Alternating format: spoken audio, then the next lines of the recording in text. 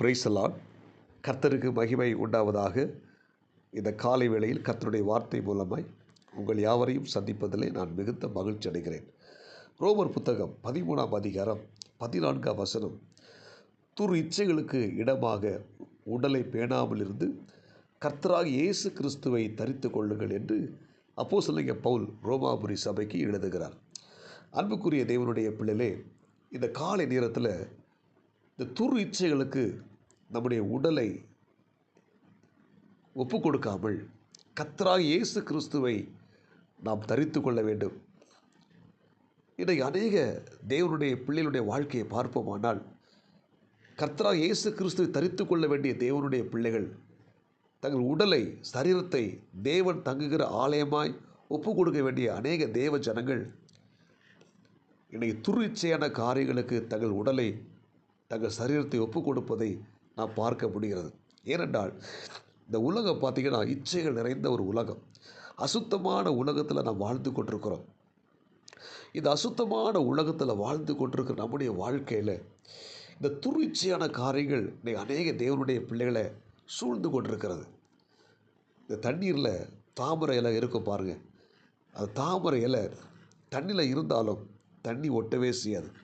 அதுபோல் இந்த துர் இச்சையான உலகத்தில் நாம் வாழ்ந்து கொண்டிருக்கிறோம். ஆனால் இந்த துர் இச்சையான காரியங்கள் நம்மை அணுகாதபடி, நம்மை சூழ்ந்து கொள்ளாதபடி, நம்மை ஒட்டி விடாதபடி நம்ம பரிசுத்தமாய் வாழ வேண்டும் என்பதே தேவனுடைய விருப்பம்.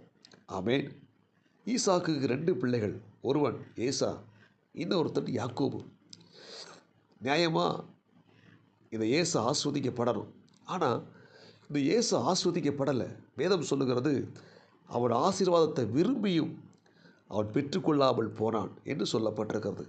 ஏன் அவன் ஆசீர்வாதத்தை விரும்பியும் அதை பெற்றுக்கொள்ளாமல் போனான் என்று சொல்லி பார்த்தீங்கன்னா, இந்த ஏசா அநேக பெண்களோடு கூட தவறான தொடர்பு வைத்து கொண்டிருந்தான். பெற்றோருக்கு மன நோவாக இருந்த இந்த காரியம், அநேக ஸ்திரீகளோடு கூட அவன் தவறான இச்சையான காரியம் பாவம் செய்து கொண்டிருந்தான். வேதம் இந்த ஏசாவை பற்றி சொல்லுகிறது, சீர்கெட்ட ஏசா என்று சொல்லப்பட்டிருக்கிறது. அல்லேலூயா. அப்போ இந்த ஏசா ஆசீர்வாதத்தை விரும்பியும் ஏன் அதை பெற்றுக்கொள்ளாமல் போனான் என்று சொல்லி பார்ப்போமானால், துர் இச்சையான காரியங்களுக்கு தன்னுடைய உடலை ஒப்பு கொடுத்தான். அந்த உடலில் துர் இச்சையான காரியங்களை அனுமதித்தான். அதனால் தேவனுடைய ஆசீர்வாதத்தை பெற்றுக்கொள்ளாமல் போனான். இந்த இறைவார்த்தை கேட்கிற தேவனுடைய பிள்ளைகள், ஒருவேளை துர் இச்சையான காரியங்களுக்கு இடமாய் உங்கள் உடலை நீங்கள் பேணி கொண்டிருந்தால் நீங்கள் ஆசீர்வாதத்தை விரும்பியும் அதை பெற்றுக்கொள்ள முடியாது. இந்த காலை நேரத்தில் இறைவார்த்தை கேட்கிற தேவனுடைய பிள்ளைகளே, துர் இச்சையான காரியங்களுக்கு இடமாய் உங்கள் உடலை ஒப்பு கொடுக்காதீர்கள். மாறாக நாம் என்ன செய்ய வேண்டும்? நம்முடைய உடலை கர்த்தராகிய இயேசு கிறிஸ்துவுக்கு ஒப்பு கொடுக்க வேண்டும். நம்முடைய சரீரம் தேவன் தங்குகிற தூய ஆலயமாய் மாற வேண்டும். நம்முடைய சரீரத்தில் கிறிஸ்துவை நாம் தரித்து கொள்ள வேண்டும் என்று சொல்லி பவுல் புத்தி சொல்லுகிறார். எனவே நாம் ஒவ்வொருத்தரும் துர் இச்சைகளுக்கு நம்முடைய சரீரத்தை ஒப்பு கொடுக்காமல் கர்த்தராகிய இயேசு கிறிஸ்து அவரை நாம் தரித்து கொள்ளுகிற ஒரு கிருபையை நமக்கு ஆண்டவர் கொடுக்க வேண்டும்.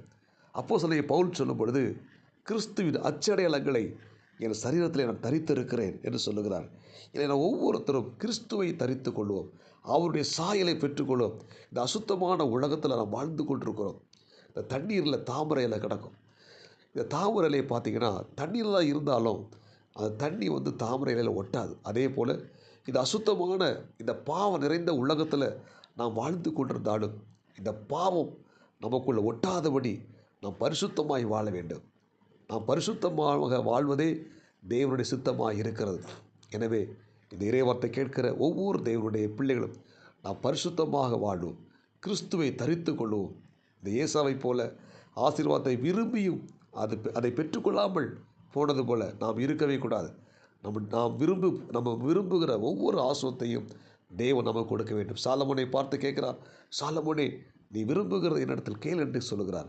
நம்முடைய விருப்பத்தை நிறைவேற்றுகிற தேவன். இன்றைக்கி பாருங்கள், அநேகருடைய விருப்பங்கள் ஏன் நிறைவேறாமல் இருக்கிறது என்று சொன்னால், தங்களுடைய சரீரத்தை துர் இச்சைகளுக்கு இடமாக ஒப்பு கொடுப்பார்கள்.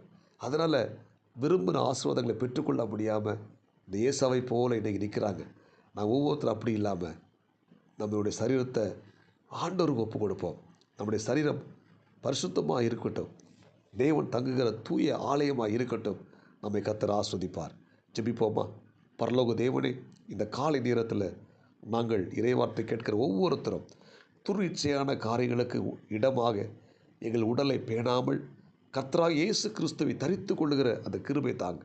இந்த இறைவார்த்தை கேட்ட ஒவ்வொரு தேவனுடைய பிள்ளைகளையும் கர்த்தர் ஆஸ்வதிங்க. இயேசுவின் நாமத்தில் ஜெபிக்கிறோம் நல்ல பிதாவே, ஆமென். God bless you. உங்கள் யாவரையும் கர்த்தர் ஆஸ்வதிப்பாராக. இந்த நாள் உங்களுக்கு இனிமையாய் அமையட்டும். ஆமென்.